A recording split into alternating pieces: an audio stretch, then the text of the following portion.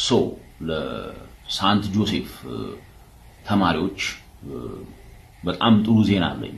ሶ ብዙ ጊዜ እንደ ትምህርት ሚኒስቴር ያው የእያንዳንዱ ውጤት ብቻ አይደለም እናጠናው የትምህርት ቤት ተማሪዎችን ባህሪ እናጠናለን። ሶ እኔ በነገራችን ላይ እንደማንም ይሄ በኩረጃና በጋንጃ እንዳለ ይሄ ፍንዳታ ተማሪ ጉግል ሰርች አይደለም ማድረገው። በነገራችን ላይ እኔ ሪሰርች ነው ማድረገው። ጉግል ሰርች አለ፣ ሪሰርች አለ። ሶ የራሴን ሪሰርች ሰርች አለው የሳንት ጆሴፍ ተማሪዎች ላይና ትክክብዬ ሳይሆን የሳንት ጆሴፍ ተማሪዎች አብዛኞቹ የሚያገቡት ከሲዝን 4 በኋላ ከ40 በኋላ ነው የሚያገቡት። ሶ ይሄ ነገር ኮኢንሲደንስ ነው ወይ አይደለም?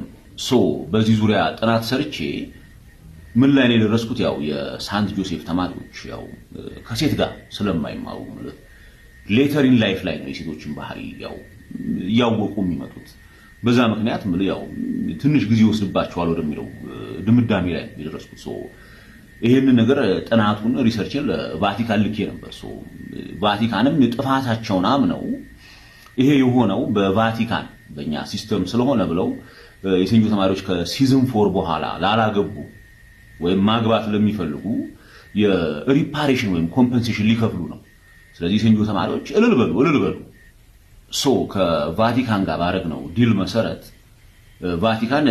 ቫቲካን አሬንጅድ ሜሪጅ አፍተር ሲዝን 4 ብሎ አዲሱን ይሄን ፕሮጀክት ለማስፈጸም የሚሰጠው ሳንቲም ያው በኢትዮጵያ ትምህርት ሚኒስቴር በኩል ነገሩ በኔ ቢያልፍላችሁ ይሻላችኋል። እንደነ ልደቱ አይነት ሰው ቢያልፍ አስቡ። ሳንቲም ወጣ ሸዋሸዋ ነው የሚሆነው፣ እንደ ሸዋሸዋ ፈራው።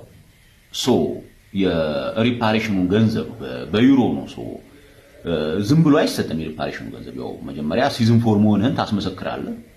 ከዛ በኋላ ደግሞ ብሬ የትዳር ፈተና ይፈትናችኋል። በጣም ምጥ ሊሆንባችሁ ይችላል፣ ይገባኛል።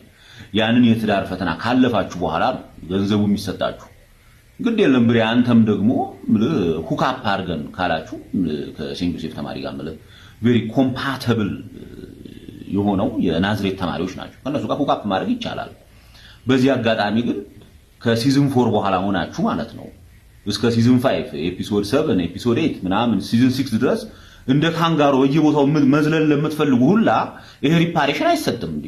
ለማንኛውም ሴንጆ ይመቻችሁ እንዴ። ሴንጆ እኮ ብራንድ እኮ ነው ራሱን የቻለ እንዴ። ሴንት ጆሴፍ እኮ መኪና ቢሆን ቤንዝ ነው የሚሆነው፣ ጫማ ቢሆን እኮ ናይኪ ነው የሚሆነው።